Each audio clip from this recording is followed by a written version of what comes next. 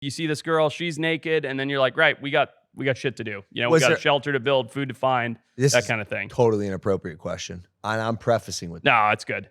Was there any sexual tension? You have an 8.8 primitive survival rating.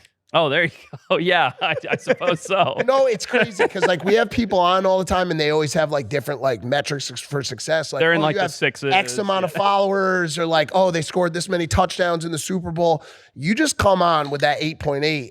That's like a big swinging dick around these parts, bro. That's that's what I say. Because, dude, like, for example, bro, he's got a dad like many of us do.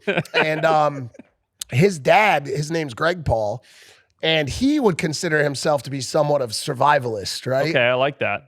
But I mean, dude, if you put him in a room with you, dude, like, or not a room, maybe a forest or like a swamplands or something like that, I can't imagine he'd be more than a. What do you think Greg would get from on a prime? How do you get that rating?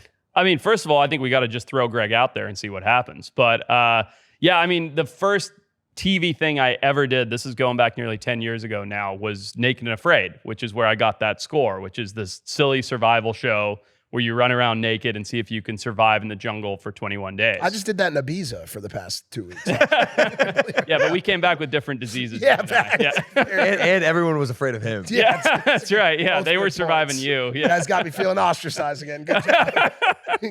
Okay, so yeah, go ahead. Sorry, my bad. No, you're good. So I went down to Panama and I treated it like a vacation. And I don't mean to sound arrogant, but it wasn't that difficult. I knew the landscape. I had serious? fun. Yeah, and that's why I got that super high score. Brother, that's insane. Because let me tell you something. Survival show fanatic. Oh yeah? Survival show fanatic. No way. Oh, and I know how hard it is for most people. Yeah. You're saying it wasn't that hard. I literally treated it like a vacation. Did you It was easier than work. That's insane. Did you get lucky though? Like, let me ask you that question. Like, you say you knew the landscape, so like you obviously have some understanding of Panama, how it works. Like, if they had put you into like Siberia, would you have scored as high? No, definitely not. I did get lucky. I mean, I've spent a lot of time in the tropics. I found old journals from when they were building the Panama Canal, and the military put out survival guides for the people building the Panama Canal, and read those old journals. It's interesting because I'm a biologist, right? So that's what I do is I study wildlife biology.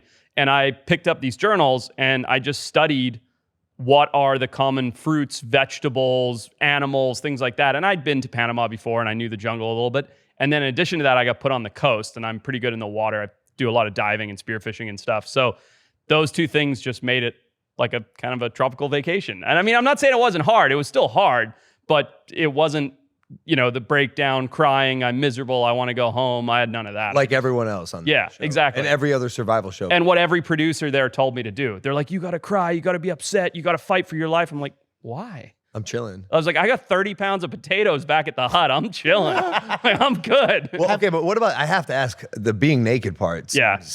Pretty out there, no? I mean, especially with the wiener. I mean, not when it's not very big like mine, but no, I mean, Humble too, bro. He's a humble king. it just, you're over it in 10 minutes. It's like, yeah, you're naked. You see this girl, she's naked. And then you're like, right, we got shit to do. We got a shelter to build, food to find, that kind of thing. Totally inappropriate question. And I'm prefacing with No, it's good. Was there any sexual tension? I have to ask because sometimes we watch these shows. It's a good question. It's a good question. Is there if there's chemistry? Like, how does that work? For her, definitely not. Yeah.